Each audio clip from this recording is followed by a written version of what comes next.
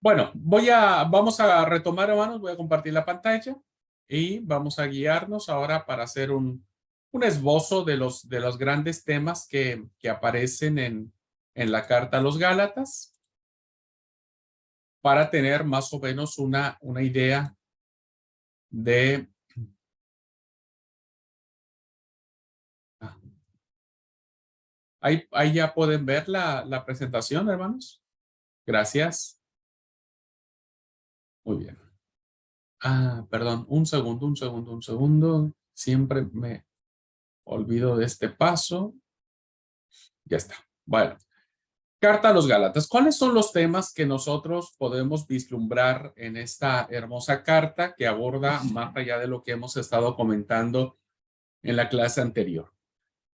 Bueno, en primer lugar, hermanos, había un ataque muy fuerte hacia el apóstol Pablo, hacia su persona y hacia la función que él representaba como apóstol de Jesucristo. Tanto Pablo como su evangelio, en muchos de los lugares donde él estaba, eran objeto de ataques. Un segundo, hermanos.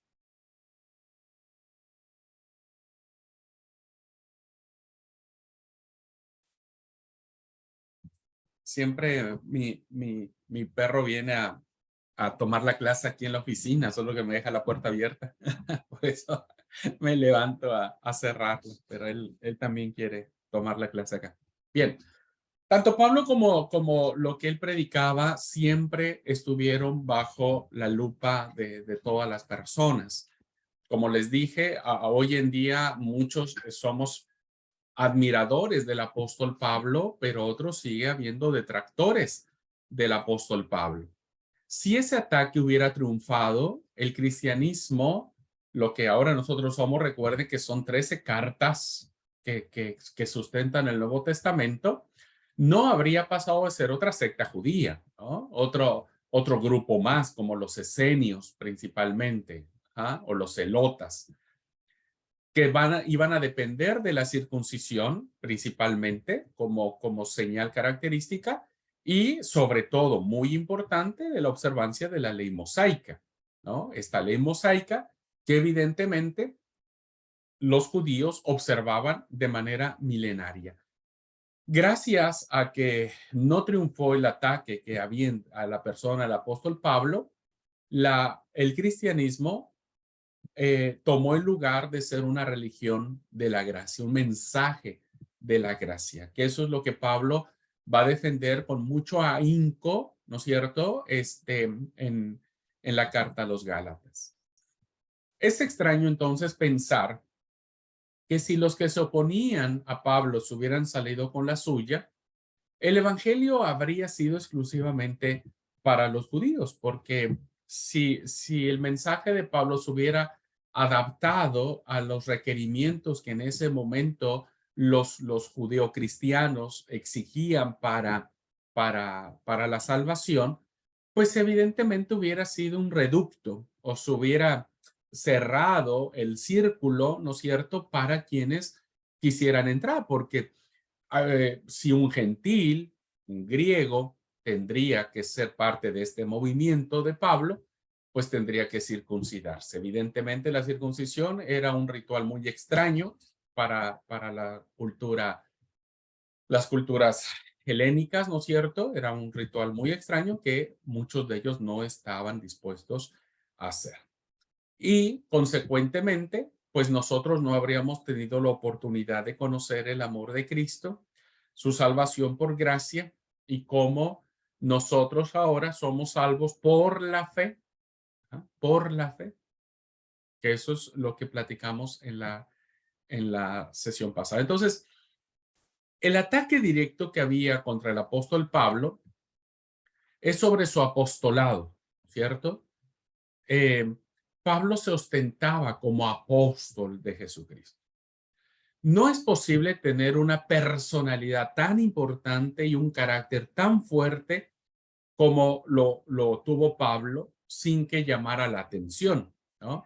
Siempre los líderes que se distinguen por su personalidad, por su arrojo, por su impronta, por lo que aportan, evidentemente habrá personas que no les guste y por envidia, por miedo a perder sus privilegios, va a oponerse.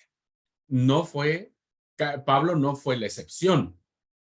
Obvio que tuvo que tener una oposición y a veces oposiciones muy fuertes, muy férreas. ¿Ah?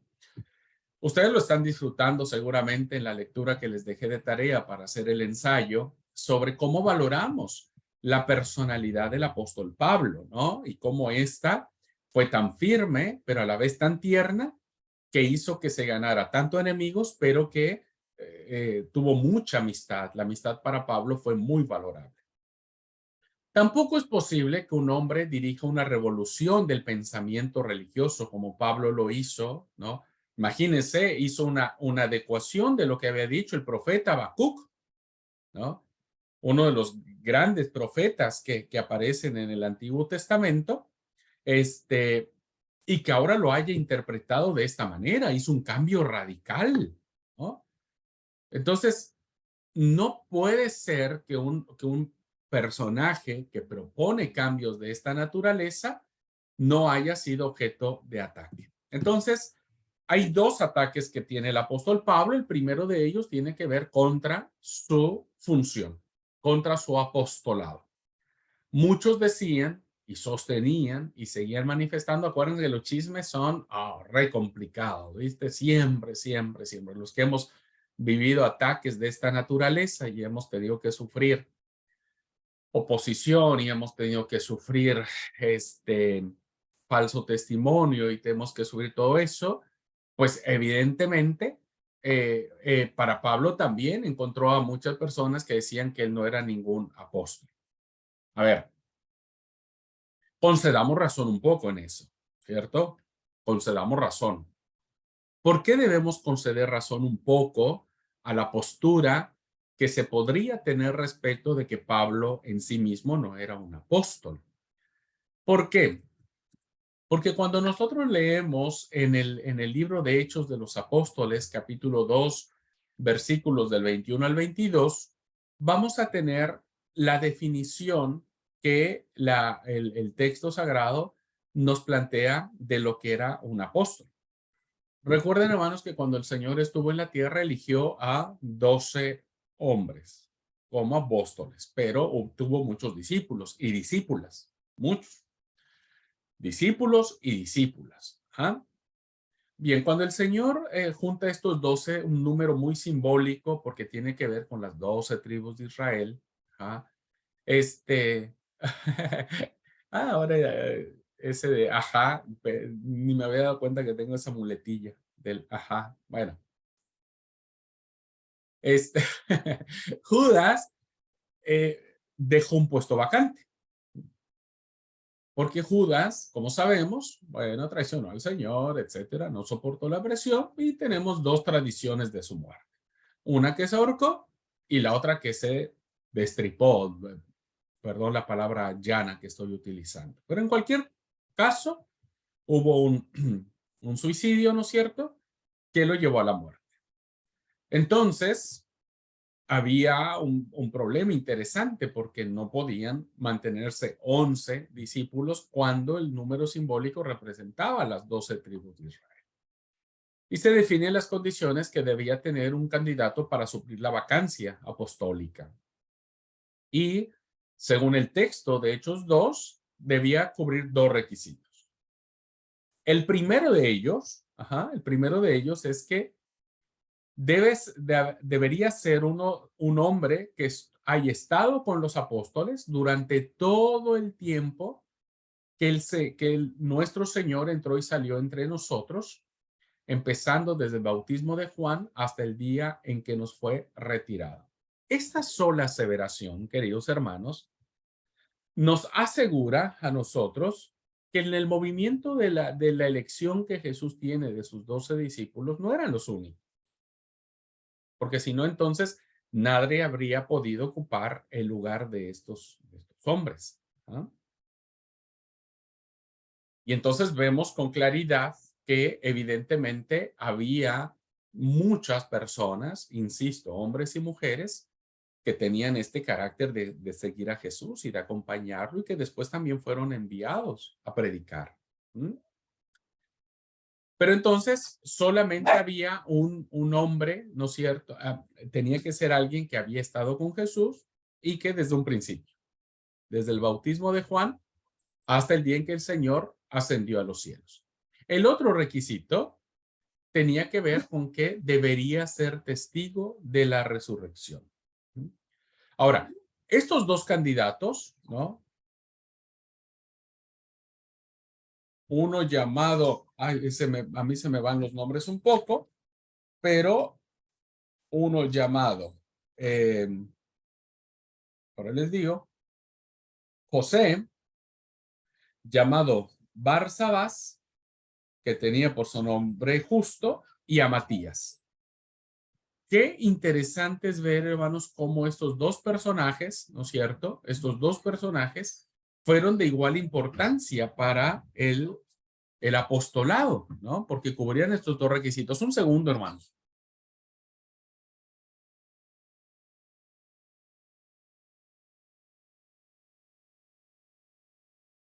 Cubrían estos dos requisitos para el apostolado.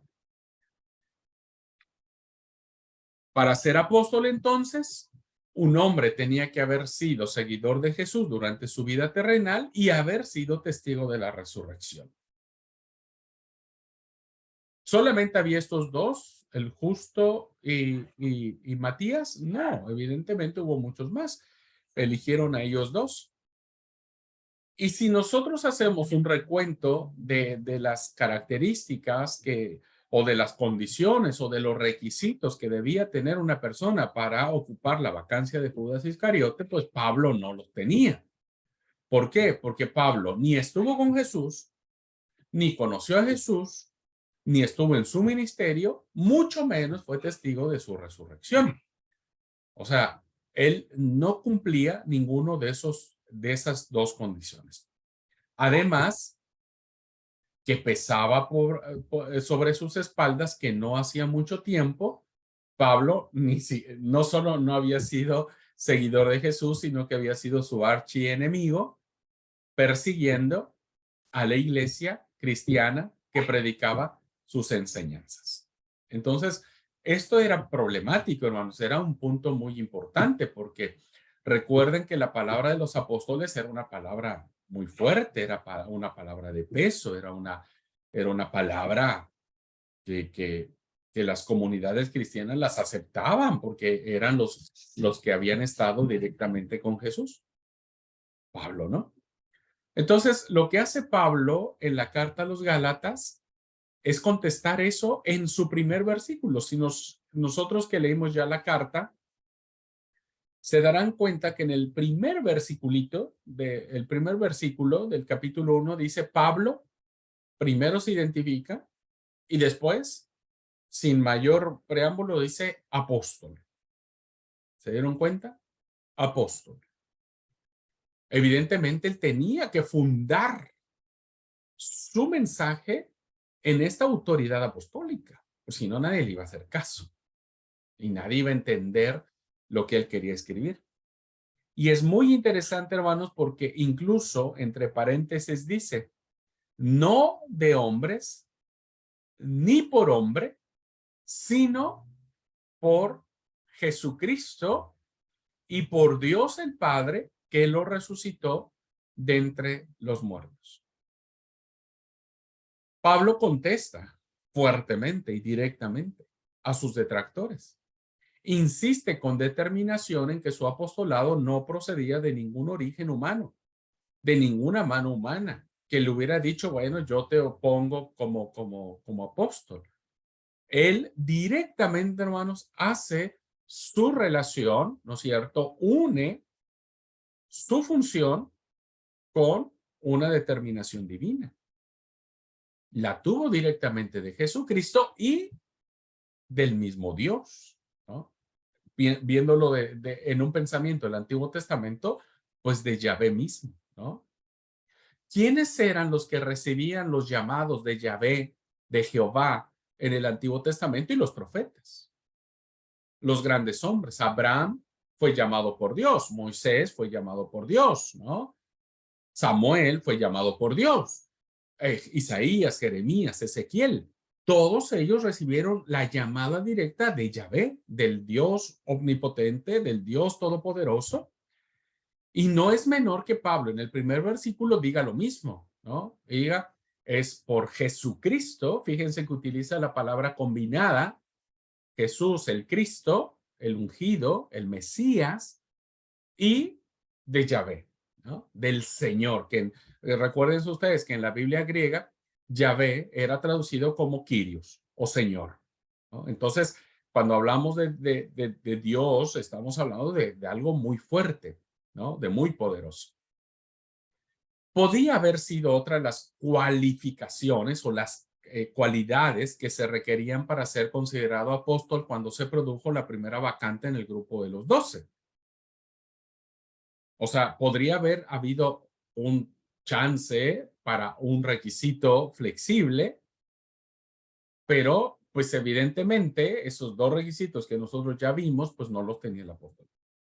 Sin embargo, Pablo tenía una cualidad que nadie más tuvo o que al menos nadie más osó a manifestar que la tuvo, que fue el encuentro con Cristo cara a cara cuando él iba rumbo a Damasco.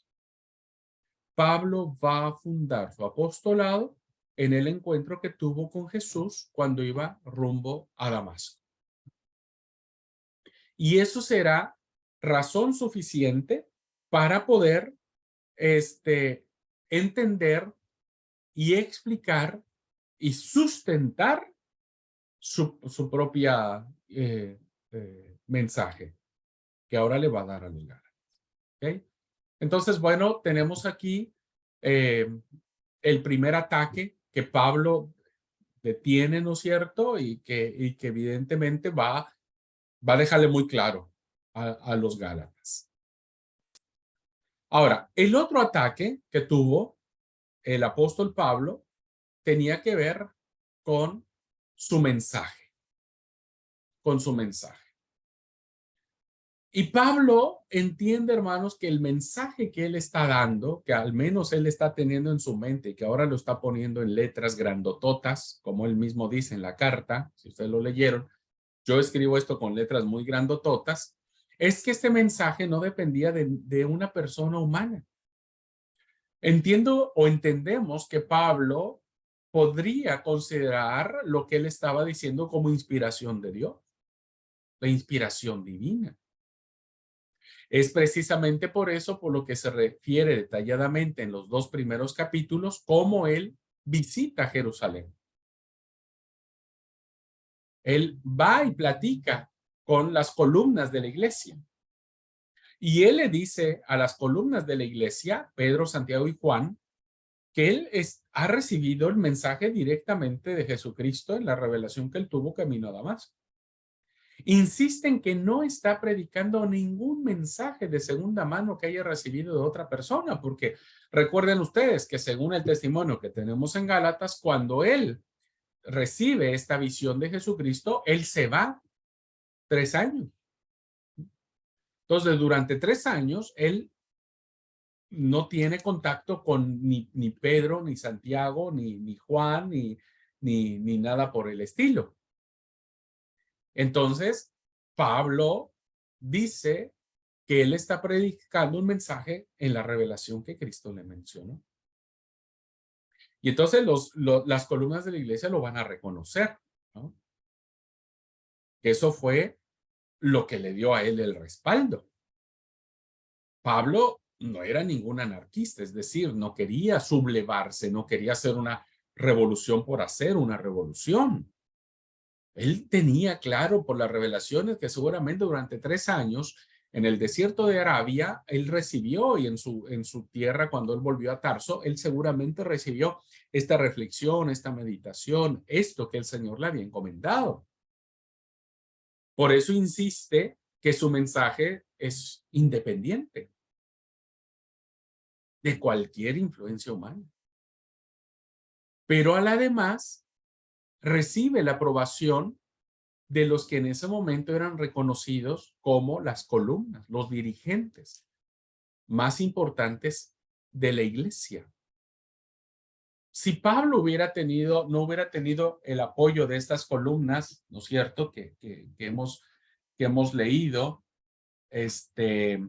Pedro, Santiago y Juan, o Jacobo, Cefas y Juan, como ustedes quieran llamarlo, o acomodarlo, pues evidentemente hubiese caído en una situación de que nadie lo respaldaba.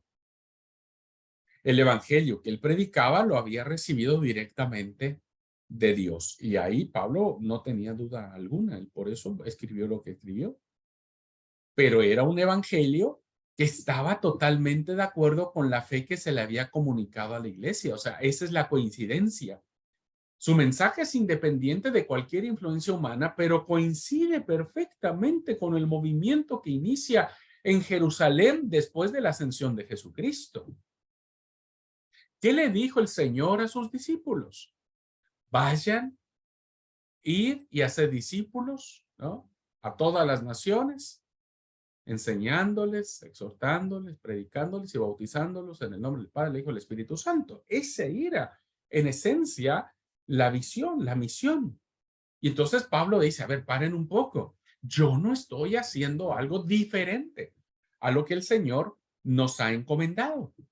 Así es que yo estoy en perfecta línea con la iglesia, solo que necesitamos aclarar los tantos. Yo he recibido la revelación de la salvación por gracia. Y eso es el tema que va a plantear eh, en su carta. Así que a lo que se va a enfrentar Pablo en cuanto a su mensaje, ¿no es cierto?, va a tener oposición principalmente con los judaizantes. Este grupo de cristianos que habían aceptado a Jesús, pero que reconocían que necesitaban uh, seguir nuevamente las indicaciones. Hay muchos escritores bíblicos que dicen que estos judaizantes no eran judío-cristianos,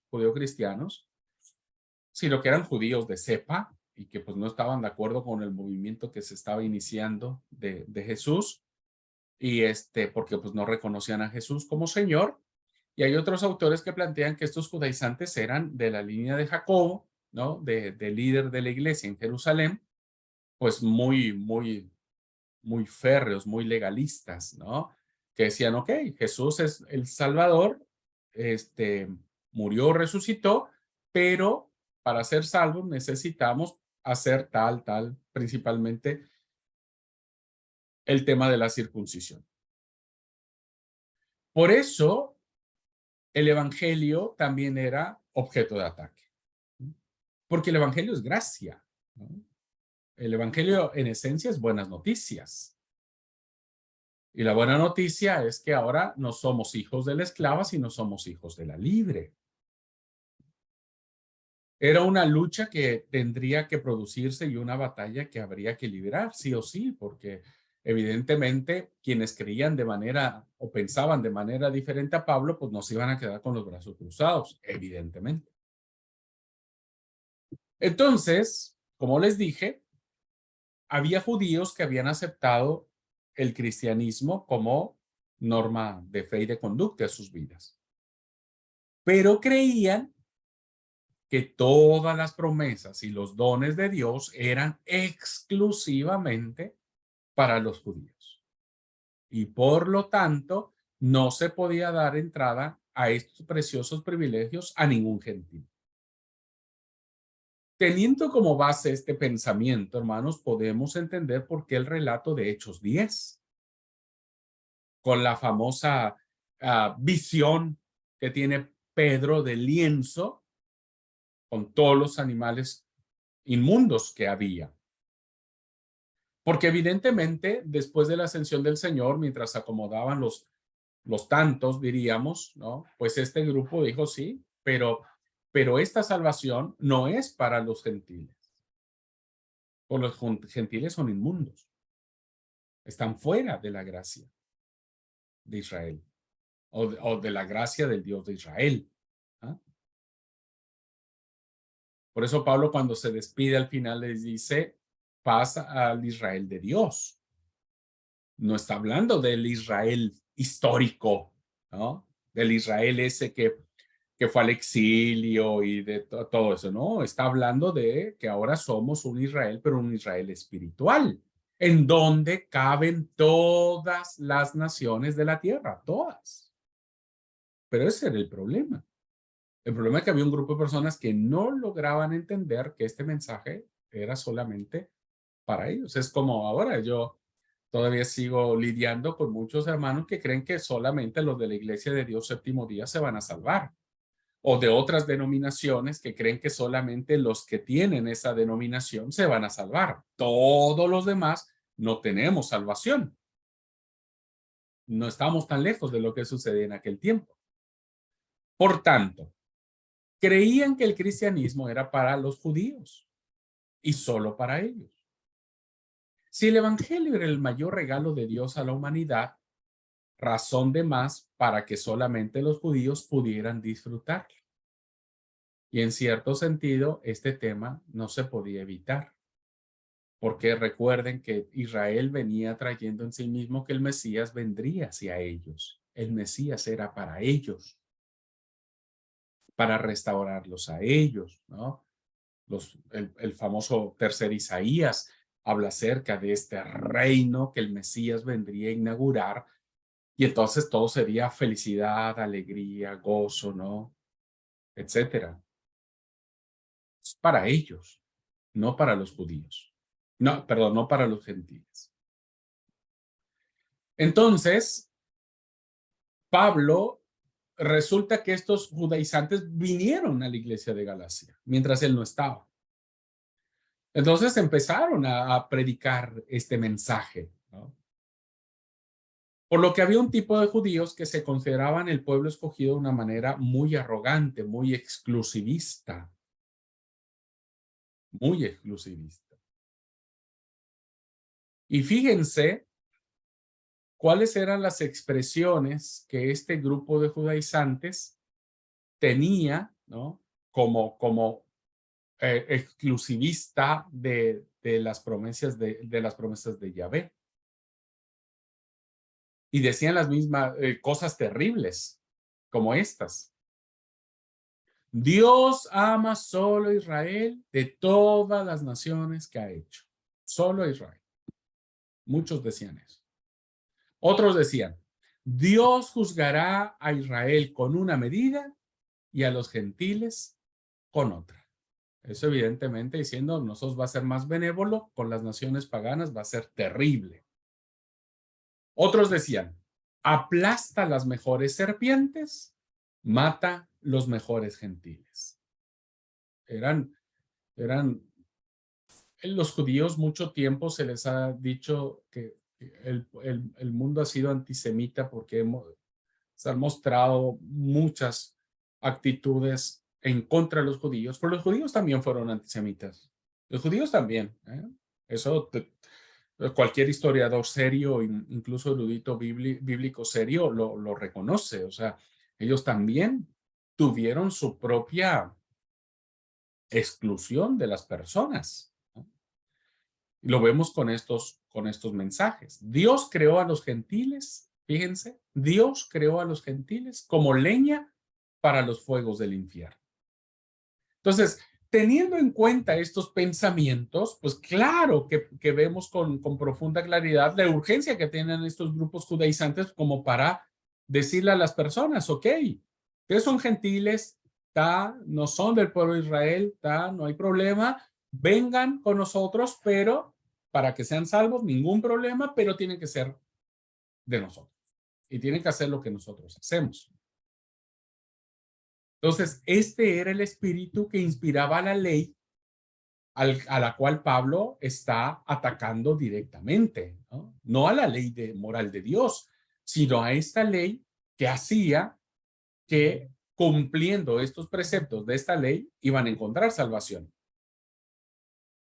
Este era el espíritu que inspiraba la ley que establecía que era ilegal ayudar incluso a una madre gentil al momento del parto, porque fíjense, sería como estar ayudando a que hubiera otro gentil en el mundo.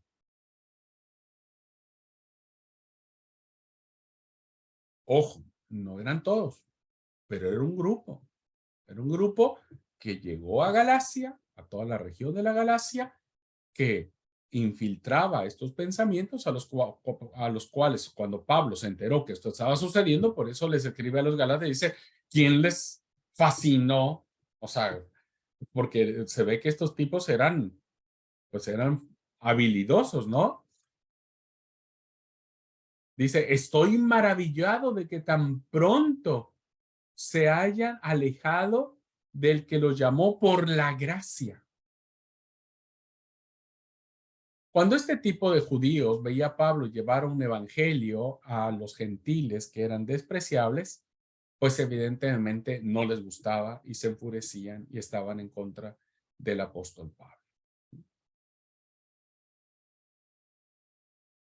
Y entonces, ese era el tema de los judaizantes. Evidentemente, los judaizantes tenían en sí mismo la ley. Y decían, pero a ver, para un poco la mano, decían esta gente, polemizando con Pablo. Si un gentil quería ser cristiano, se tenía que hacer judío primero. Entonces decían, resolvemos el tema. Todos son salvos, pero se vuelven gentiles. Bueno, no me voy, yo estoy siguiendo esta línea de Berkeley, así que no me voy a meter en otras, porque hay otras posturas que tienen que ver con la posición de Pablo, ¿no? Les he hablado acerca de esta nueva teología que se está dando actualmente, que se llama la nueva perspectiva radical de Pablo. Es una teología muy interesante, es un debate muy interesante entre los académicos que yo he estado siguiendo últimamente, pero no me voy a meter en eso, sino voy a complicar la clase. Eh, el problema era, si un gentil no merece la gracia de Dios, porque es gentil, lo resolvemos haciéndolo judío. Pero ¿qué tenía que hacer esa parte, no? O sea, ¿qué implicaba hacerme judío? Pues circuncidar. Circuncidarte, todos sabemos, la circuncisión es cortar el prepucio del miembro viril del hombre. Y además debería tener la carga de todo lo que implicaban los preceptos de la ley de Moisés. Eso era para Pablo todo lo contrario de lo que decía el Evangelio. El Evangelio nos vino a ser libres. Quería decir que la salvación de una persona dependía de su capacidad para cumplir la ley. O sea, si yo puedo cumplir mucho más la ley y me esfuerzo en cumplir más la ley, entonces soy más salvo. Estoy más seguro de mi salvación. Y entonces aceptar esto significaba que uno podía ganar su salvación por sus propios méritos sin que nadie pudiera intervenir. O sea, yo soy quien puedo ser salvo. Pero era un mensaje contrario a lo que Pablo les había predicado a los Gálatas. Pablo decía que la salvación era totalmente gratuita. Era por gracia en Jesucristo. No había que hacer nada más. Ese era el problema a la que se enfrentaba Pablo. Fíjense entonces, creía que ninguna persona podía merecer nunca el favor de Dios. Entonces alguien decía, no me siento digno de merecer lo que Dios me da. Entonces Pablo dice, lo único que tenemos que hacer es aceptar en un acto de fe el amor que Dios nos ofrece, sometiéndonos totalmente a su misericordia. Eso es salvación, eso es gracia, eso es redención. Somos justificados por Jesucristo. Bueno, el tema de la justificación, después en otras cartas lo ampliará mejor Pablo, pero somos justificados por Jesucristo. Solamente acéptalo y sométete a la misericordia absoluta de Dios. El judío se presentaría a Dios y le diría, mira, ve lo que he hecho. Aquí está mi circuncisión, aquí están mis obras. Entonces, como yo ya hice lo que tenía que hacer, como hice mi parte, como um, obedecí, como llevé a cabo tal cosa, entonces me he ganado mi salvación.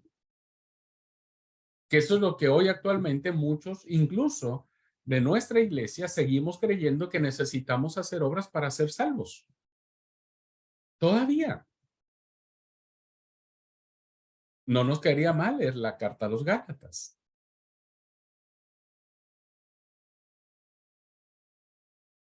Todavía pensamos y no, yo necesito. Y por eso mucha gente todavía va al sábado religiosamente, ¿viste? Tempranito y se va religiosamente a las 11. Aunque el culto se extienda, pero a las 11 tiene que irse. Y cumple con su diezmo y no se mete con nadie y tampoco acepta ningún cargo en la iglesia, pero él quiere hacer todo bien, ¿no? Ese cristiano todavía está pensando que puede ganarse la salvación por méritos. ¿Qué le diría Pablo? Comparto con ustedes una poesía muy linda en tema de poesía que Pablo podría haber respondido a esta situación. No ya he de gloriarme jamás, oh Dios mío, de aquellos deberes que un día cumplí. Mi gloria era vana.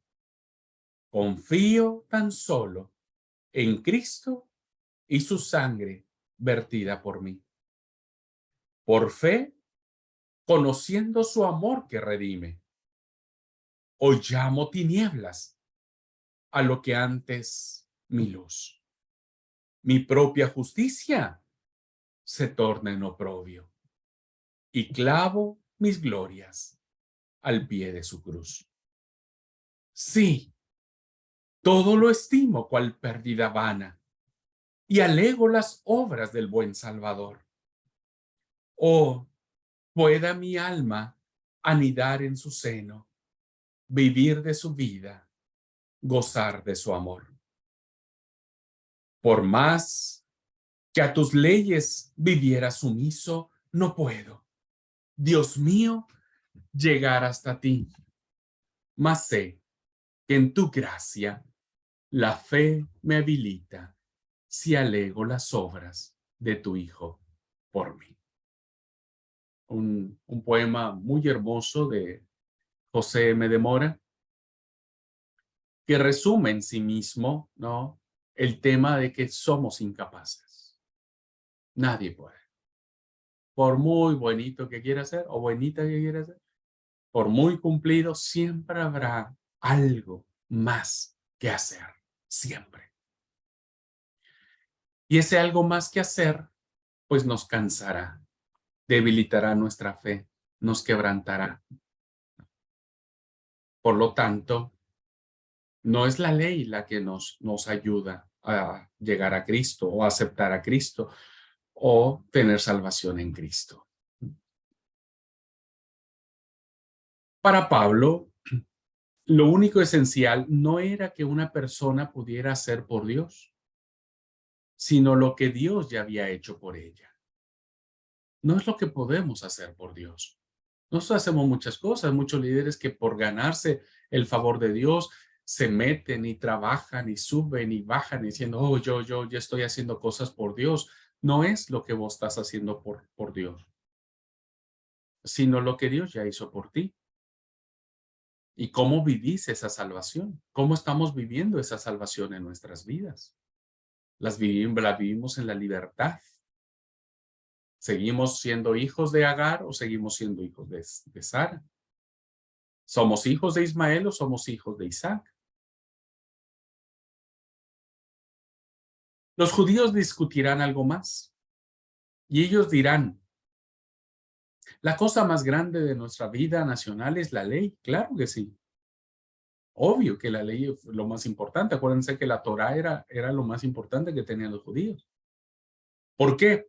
Porque Dios se la dio a Moisés. Y Moisés es el líder por excelencia que nosotros tenemos. Y de la ley depende toda nuestra vida. Claro que sí. Recuerden ustedes que los libros de la Torá para un judío era sagradísimo, era casi el santísimo para la teología católica. Entonces ellos dirán, ok, si me estás diciendo que sí, la pregunta que yo te sigo haciendo es, ¿quién es el fundador de nuestra nación? Pues Moisés. Perdón, pues Abraham, perdón. ¿A quién Dios le dio sus más grandes promesas? Pues Abraham. Entonces, ¿quiénes son los favoritos de esto? Pues nosotros, porque nosotros venimos de Abraham. Y Pablo diría, sí, obvio que sí. Por Abraham somos nosotros justificados. Pero la pregunta es, ¿cómo obtuvo Abraham el favor de Dios? ¿Por la ley? Obvio que no, porque la ley fue dada 400 años después que Abraham existiese.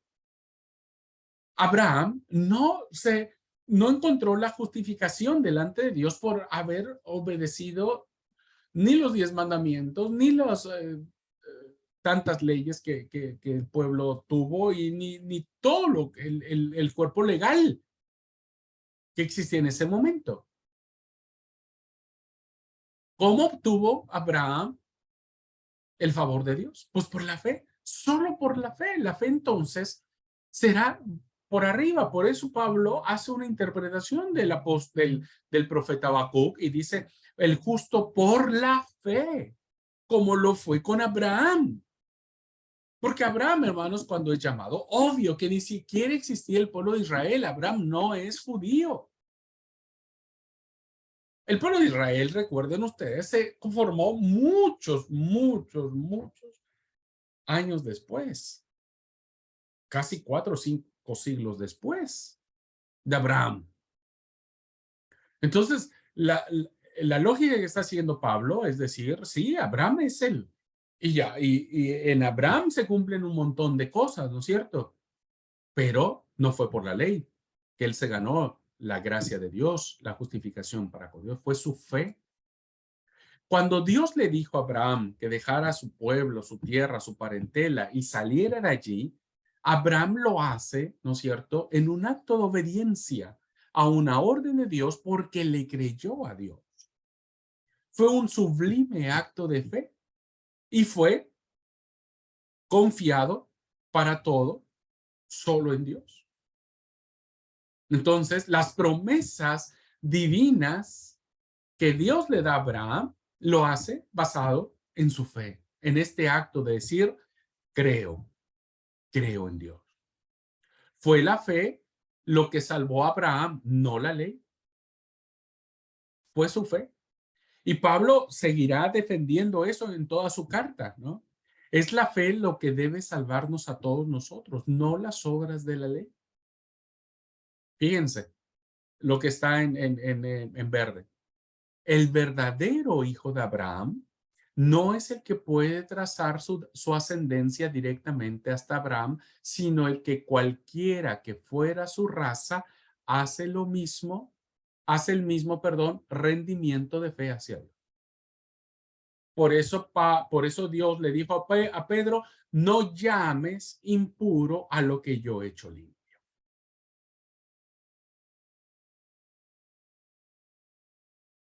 Entonces Pablo va a defender claramente, ¿no? Y le va a decir, no, no se dejen engañar. No es la ley lo que le da sustento, es la fe. Que eso fue lo que pasó con Abraham. Fueron las obras de la ley, sino fue la fe de Abraham. Y entonces aquí tenemos algo muy interesante. La ley entonces queda anulada, la tiramos al tacho de la basura y solo nos quedamos con la gracia, que es lo que muchos hoy se han ido al otro extremo y viven un evangelio solo por gracia, decir, haz lo que quieras, vos viví como quieras, una vez salvo, siempre salvo, la gracia es suficiente, Dios te perdona todas las macanas que te avientes, entonces anda y hacer lo que vos quieras hacer. No, no, Pablo tampoco está diciendo eso. Porque entonces tenemos que hacernos esta pregunta. ¿Cuál es entonces el lugar de la ley? ¿Fue una, ah, fue algo inútil? Y no, porque fue dada por Dios. Por lo tanto, no es que carece de importancia ni de valor.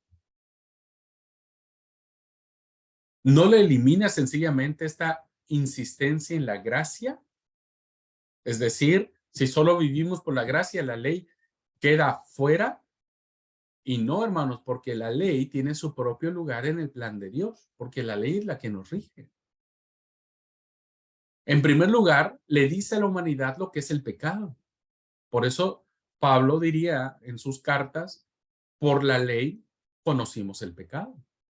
Si no hubiera ley, nadie podría quebrantarla y por lo tanto, tal cosa, y no habría por tanto tal cosa pecado. O sea, si la ley no nos dijera que esto es pecado, entonces hacemos.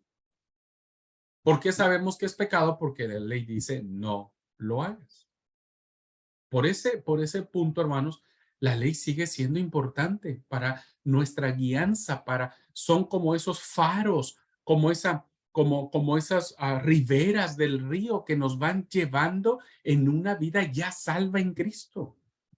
Por eso es que no cualquiera puede hacer su vida como bien le place. Porque la ley, como dijo Pablo en Romanos, a la verdad el mandamiento es bueno, santo y justo. Eso Pablo dice en los Romanos, ¿no? A la carta a los Romanos.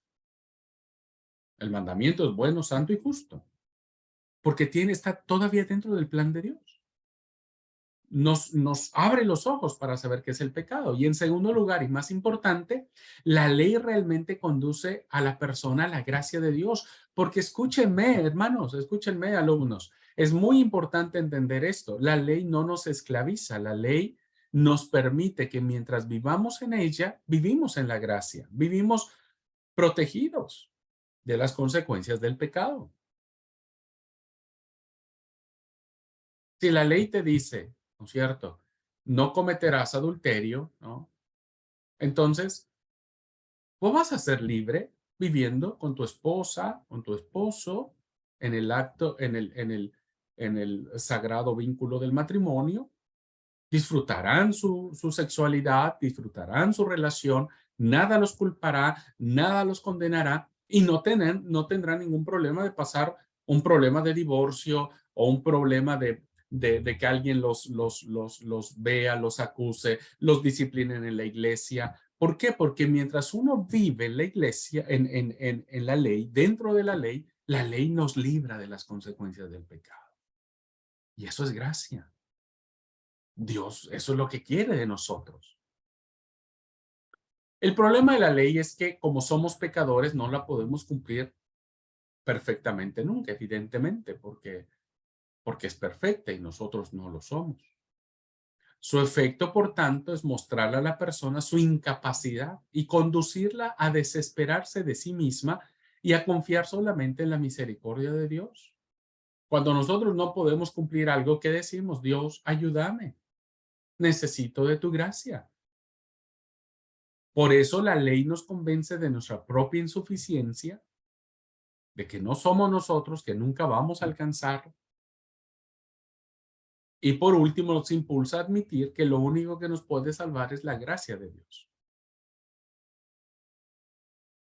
Soy pecador. En la parábola del fariseo y del publicano, el fariseo decía, yo he hecho todo. Yo diezmo, yo voy a la iglesia, yo cumplo los preceptos, yo esto, yo el otro, y ¿viste? Yo el yo ahí funcionando. Y el publicano decía, ni siquiera él quería alzar los ojos al cielo, golpeaba su pecho y decía, soy pecador. ¿Quién bajó justificado? El que reconoce que solamente es la gracia de Dios. Y por lo tanto, si obedecemos, si somos salvos, vamos a vivir en la ley del Señor y vamos a cumplir sus mandamientos que nos ha dado, ¿no es cierto? No la ley de Moisés, no la circuncisión, pero sí la ley del amor. La ley moral de Dios sigue vigente actualmente y los mandamientos de Jesús Por eso alguien decía en la clase, no recuerdo quién, que le llamó mucho la atención cuando Pablo termina diciendo, sobrellévense las cargas unos a otros, que esa es la ley del amor, la ley de Cristo. Porque eso es lo importante, ¿no? Eso hay que hacerlo. La ley de Cristo es cuidar del otro, amar al otro, perdonar, ¿no? Guardar sus mandamientos, hacer el bien a los domésticos de la fe, en fin. La ley es una etapa esencial en el camino de la gracia. No somos salvos por la ley, somos salvos por la gracia, pero quien vive en la gracia tiene que sujetarse a la ley de Dios, porque la ley no nos esclaviza, la ley nos libera. La ley de Dios, la ley de Cristo. La otra sí, la otra nos encadenaba a cumplir ciertos ritos, ciertas acciones, como la circuncisión. Pero esta ley de Cristo es la ley del amor. Es la ley del amor. Así que termino esta clase diciendo, hermanos, el gran tema de Pablo en esta epístola es que no podemos salvarnos a nosotros mismos, pero Dios nos ofrece la salvación en Jesucristo por su sola gracia. Por su sola gracia. ¿Ok? Muy bien, voy a subir las diapositivas solamente para decirles el bosquejo, el sumario de información básica. Esto para que ustedes lo tengan después. Bueno, esta es una carta, hermanos, que es fechada entre el 54 y 55. Es muy probable que haya sido escrita en Éfeso. Es más verosímil esta datación que en el 57, porque muchos piensan que tuvo que haber sido en el 57, pero la mayoría piensa que fue en entre 54 y 55. Los destinatarios fueron las iglesias en torno a Ancira, que es la actual Ankara.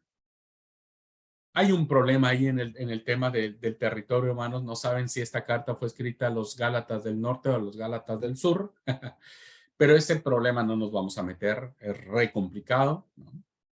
Así que pudo haber sido a la provincia de Galacia en Asia Menor, que fue evangelizada entre el 50 y el 54.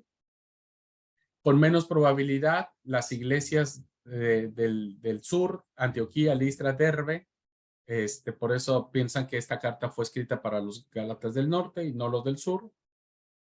Vamos a decir que es la iglesia de Galacia porque ni aun los eruditos mismos se ponen de acuerdo realmente a qué iglesia fue dirigida la carta a los Gálatas.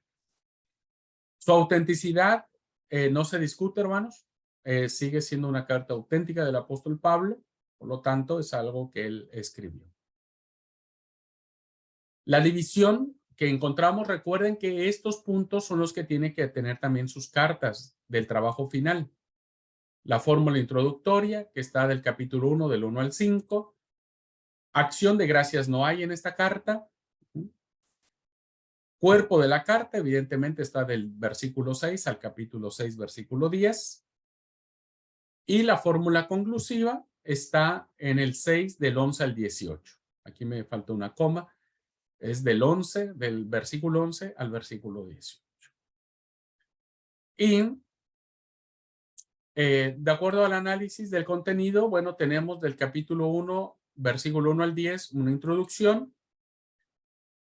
La fórmula introductoria, que ya lo vimos, ya en tono de defensa, con la descripción de la defensa del apostolado de Pablo y de que Cristo fue quien le dio esta autoridad.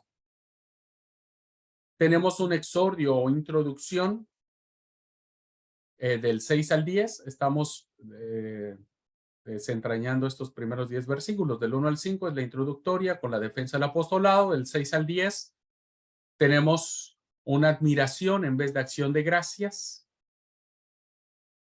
que describe el tema, los adversarios y la seriedad del asunto por medio de los anatemas. Del 11 al 2:14, del versículo 11 al 2:14, Pablo describe su trayectoria de misionero para defender su tesis sobre el evangelio que él ha propuesto en el versículo 11 y 12. Del capítulo 2, del 15 al 21, entra en el debate con los oponentes, contraste de su evangelio con el de ellos justificados por la fe en Cristo, no por la observancia de la ley. Los cristianos viven por la fe. Todos estos temas están dentro de estos versículos. Capítulo 3, del 1 al capítulo 4:31, Pablo presenta las pruebas de la justificación por la fe y no por la ley, y da 6 argumentos tomados de la experiencia pasada de los Gálatas y de la Escritura, y va a centrar su defensa en Abraham. Del capítulo 5, del 1 al 6:10, está la exhortación ética, la parénesis, la enseñanza, para que los Gálatas conserven su libertad y caminen de acuerdo con el Espíritu. Y finalmente tenemos del capítulo 6 al 11 al 18, la conclusión, tema de autentificación como escrito de la propia mano de Pablo. Pablo dice, yo escribo esto con grandes letras, como distinto de la letra del escriba que tomó la carta al dictado. Es muy probable que las últimas palabras las haya escrito Pablo o haya usado un amanuense.